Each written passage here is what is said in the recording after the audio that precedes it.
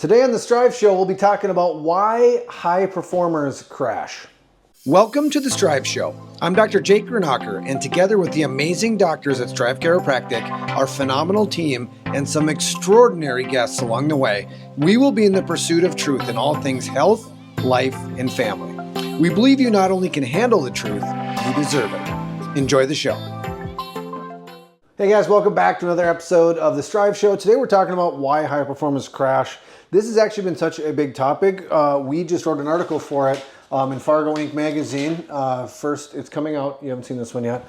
Should be next month that it'll be out, depending on when you watch this. But this idea came up because we're seeing it a lot in the office when these people, whether it's, a mom who's got 50 different pots on the fire and things that they're running around to and jobs and stresses, or corner office people or students that are just go until they feel themselves crashing. And this was coming up enough, we said we probably should talk about this. Yeah, absolutely. Like you see it a lot, those people that, overachievers that just think they can just push through everything and get through everything and keep getting everything done, and eventually they're just going to hit a wall and they're going to crash out and burn out. Yeah. So I think the biggest thing to note right away is if you're feeling that or you're experiencing that or have experience in that, like, you're not alone. This is something, like I said, big enough that we had submitted an article about it into a local magazine. But this idea that people are really confused by it. And geez, what does that look like when you crash? Whether it be I'm getting sick, headaches, whether it's like I just complete adrenal fatigue, can't get out of bed, or just lack of motivation, for a bit, whatever that looks like for you, the crash looks different for people. For sure. And I think I was just actually, when you're reading through the article, like, it's funny how a lot of times, like, when I look at like people's intake paperwork when they come in, they'll come in for something they or we would consider more musculoskeletal, but then you start looking at some of the other boxes they're checking: anxiety, fatigue, how they handle stress, all that kind of stuff that kind of correlates and ties in with that they're just not really paying a whole lot of attention to. So that's a great point. It's very rarely one thing. It's kind of like it just becomes this slew of things on what it is.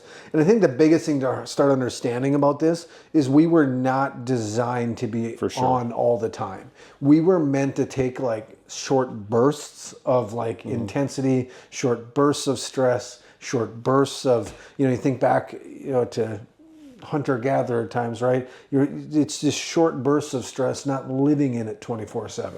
Correct. And that's why we want that, and we've talked about that in the past, that teeter-totter of, when we need to have that, ability to turn on and to deal with stress, we can do that, but we also need that ability to be able to turn that off and to kind of come back down. And what we're seeing with high achievers is not even necessarily that they don't have the ability, they're just never allowing themselves to get into it. For sure. When you're constantly dealing with work deadlines, you're constantly trying to push through everything and get done 50 things in a day. I feel like I'm talking to us, here too. Get done 50 things in a day when we probably should only get done 4. Like, eventually that's going to catch up. For sure. No matter how high performing you are, no matter how good you are at pushing through, that stuff will catch up. For sure. At some point your body's going to be like, enough's enough, right? And even though maybe in our minds we think we can continue to push through it and continue to get things done, at some point our body's going to say, enough's enough. So the way we describe it a lot, to whether it be high performers or just other stuff going on with people in the office, is that it's like a blown fuse. For sure. Right? When you think about all the stresses and all the things you're trying to accomplish, it's like you keep plugging things into that outlet. Well, eventually the fuse blows. That blown fuse is that imbalance in your nervous system that Brian was talking about. That blown fuse does just send you into fight or flight, send you into sympathetic dominance, send you into, oh my gosh, everything's got to happen now. That blown fuse is what makes you stuck there, and the inability to come out of it to get back into that rest and digest. And that's what a lot of times, we call dysregulation. Right? It's just the inability to be able to regulate going back and forth between that sympathetic and parasympathetic and getting those both to turn on when we need them to turn on. And this is something that's been discussed and talked about for years. There's always just the new buzzword. So awesome. Thanks for bringing that up. The one talked about a lot right now is this nervous system dysregulation is a big one. brain fog, fatigue, burnout, a lot of different names for it. But it's this idea of your body was stuck in fight or flight too long. You burned out and you just now crashed is what happens. And that's what we're dealing with, whether on a big macro scale, like, oh my gosh, your health is falling apart, or a micro scale, like, why am I so tired all the time? For sure. Yeah. And that's, like I said, it's just that stuff that we see like every day. And the biggest thing is like coming in and showing like how or why, they're dealing or having those symptoms. And more importantly, like, how do we fix those? How do we get those? How do we unplug those things from from the outlet and flip that breaker? Yep. How do we do that? Yeah, such a good point. Such a good lead in too, Brian, is that when we do meet those people, we describe it that exact same way. You have a blown fuse in your house. What do you need to do? Well, I'd probably start by unplugging a few things from the outlet, or the moment you flip the breaker back on, it's blowing again. Right? Yep. And you have to start controlling some of those stresses on your own. You have to identify them, to start dealing with them, to start handling them so they don't become overwhelming. That's first. Yep. But even if you unplugged all that stuff from the outlet, your lights aren't coming back on. You need that fuse blown. And that's the hard part when you meet some people, is when they're like, man, I've done all these things. I've removed this stress from my life. I've started doing walks in the morning and prayer and all this kind of stuff. And I just still feel like this blah. I'm like, well, we need to flip your breaker back on. Yeah. And that's exactly what we do here. 100%. Yep. And, like, we'll take people through our scans. Yep. And that's a really great tool to kind of show, like, where is that fuse blown? Right? It's not a matter of just starting to flip fuses and flip breakers.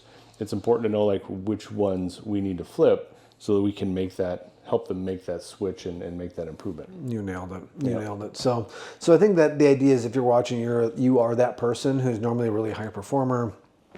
Man, you're getting a lot of stuff done, and you just feel like, man, I'm struggling. For sure. Yep. Right now, I would first look at your own life and see what outlets you can unplug, what things you can unplug from your outlet, and then don't beat yourself up. If you do those things and you're like, man, I'm not there yet, call, text, get in here, help you flip that breaker back on so you can go back to accomplishing all the things that you want to. And being a high performer, there's nothing wrong with that. Gosh, I mean, it's an awesome thing.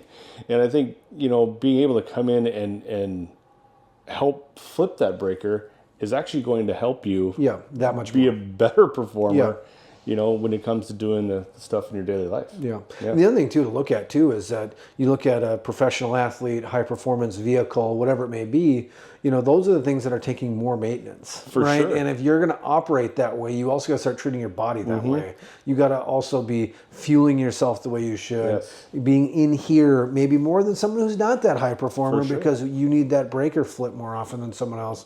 Like, none of those things are bad things. It's just you have to identify them if that's you, and if it is, then cool, what do we need to do about it? Yeah, like you just said, take a little bit more, like you said, those high performing cars, take a little bit more maintenance, take a little better fuel, and you gotta be able to do that in order to prolong the life of that car and that performance. And the same with ourselves. This is such a great conversation. These are things that, again, some of these topics have come up again, or at least parts of them, but it's something that we're seeing so often that we can't just not talk about it more. But if you identify yourself into these things, man, just reach out. Let us help you. Let us do the evaluation. Brian mentioned the scans. Let us look at all the stuff that we can to find out if and where there's that blown fuse and what we can do to help you flip it back on to keep living your best life. Absolutely. Yeah. Just get checked. Just get checked. Actually, justgetchecked.com. You can go there and actually book yourself if you want to do that. So, but anyways, guys, until next time, appreciate you watching and tuning in. We'll see you next time. Thanks for tuning into The Strive Show. Whether you are watching this on YouTube or listening to the podcast on your favorite platform, make sure you hit subscribe so you never miss an episode. And if you found value in today's episode, please share it with a loved one. We would be honored. Thanks, and have a fantastic week.